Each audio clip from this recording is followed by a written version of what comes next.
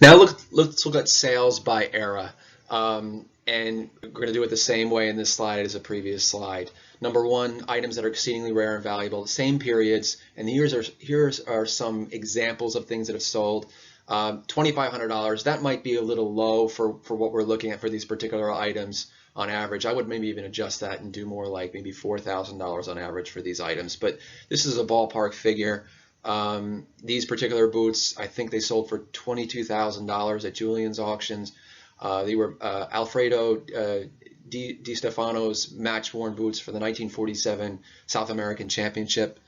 And that was sold at Julien's, which is a celebrity auction house in California. So those values are a little high, but nevertheless, these are items of historical significance that will sell for a lot of money if they're out there, because museums tend to hold on to these, families tend to hold on to these. These are very valuable. You don't find them out in the marketplace too often. Number two, rare and valuable items, and on average, we're looking at $1,000, Pelé, Cruyff to Maradona. Number three, not particularly rare, but valuable items, signed shirts by Messi and Ronaldo. We're looking at $500 up. Of course, match-worn, signed, matted and framed items are going to bring much more. Remember, if you want to increase the value of your shirt or any item, you're going to have it professionally displayed. That's going to add a lot of value. That can add a lot of value for a shirt, so you can display it on the wall.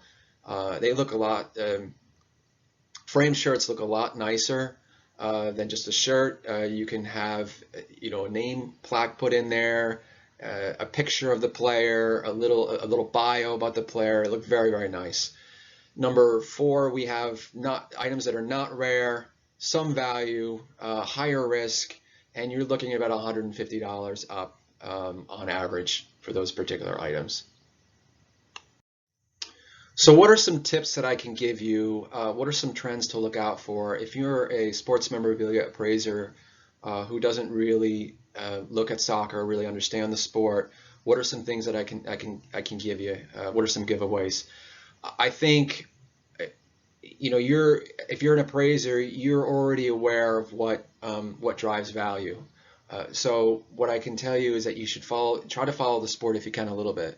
Try to learn a little bit. I can certainly give you some pointers, but follow it. And it's fairly easy to follow today. If you have cable or if you have Netflix, you can subscribe or pay for a channel where you can watch games, whether it's the Premier League or the Champions League, or you can stream games. Watch a game, see who the players are that are everyone's talking about. Look at the news. What's going on, who's breaking milestones, things like that.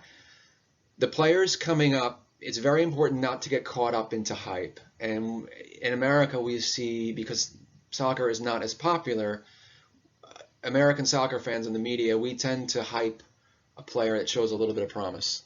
And we do it every couple of years. We did it with Freddie Adu in 2004.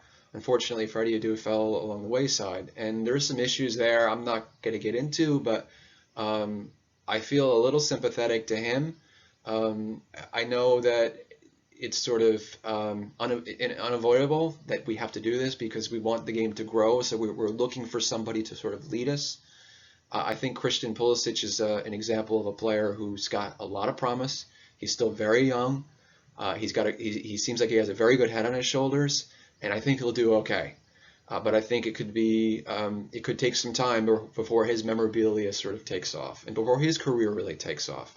So as I said, I would just be careful of the hype, not to get on the hype train. To look at the players who are performing consistently. I included in this slide young players in Europe who much is expected of them, and it remains to be seen. There's a few players in from South America that are in there as well. It remains to be seen what they really achieve. Some of them are already achieving a lot. So just, keep an open mind, but look at what they're achieving. Look at consistency. A player like Jadon Sancho that is hot right now. Everyone's talking about Jadon Sancho in England. Is he going to go to Real Madrid? Is he going to go somewhere else? Is he going to go back to England? He's not leaving Dortmund anytime soon. They're not going to part with him anytime soon. And Dortmund's playing very well. He's a very important part of that team's success. This is the best Dortmund's looked in a long time. They're consistently winning. They were good in the past, but they weren't very consistent. And so Christian Pulisic is going to have a hard time getting back to playing time. Now, there's a break in Germany, so things can kind of settle a little bit, and he can go back to training, and everyone can kind of start fresh again. But it's going to be very hard for him to work his way back into the starting lineup. He's going to have to work, and this is maybe a type of a growing pain that he has to go through. Expert opinion is vital. So if you have a collection and you want to have it appraised for a number of reasons, for insurance, for legal purposes, for the IRS, maybe you want to donate some items of particular value to a museum. If you're in the U.S. and you're donating an item and you want to have it included in your return, and you need to notify the IRS. The IRS has very specific requirements for donations over a specific value, and you can contact me if you'd like, and we can certainly speak about that. That they will need an appraisal done from an experienced appraiser, and I can certainly help you with that. So I hope this was informative for all of you. I hope most of you got something out of this. I enjoyed doing it. In the next podcast, we will be looking at the second part to this introduction. We will be looking at American memorabilia, American history, the setup of the game around the world, how it's all set up. The next one will be more for newbie collectors, people who are just getting involved, appraisers who maybe don't know enough about the sport that want to learn more. But again, I think everyone will get something out of these podcasts, and I encourage you to take a look at it as well.